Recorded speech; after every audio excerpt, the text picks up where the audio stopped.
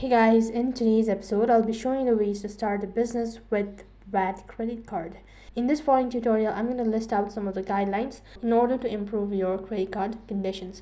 To start a business with a bad credit card can harm your ability to get a business loan as well.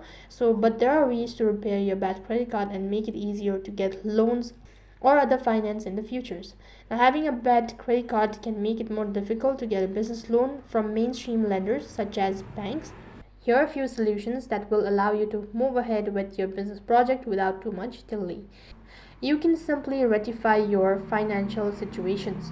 So first of all, it's important to get your credit history for Equifax. So first of all, it's important to get your credit history from Equifax or TransUnion. Now this will help you to find out the scores and establish that the information in your file is accurate.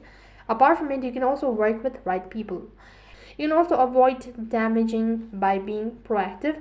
Not starting up can get off the ground without some personal invest, but don't wait until you've used up all your savings before you visit your bankers. Now, this were some of the basic guidance and the instructions on improving your credit history. That is all for this video. I hope the video was helpful.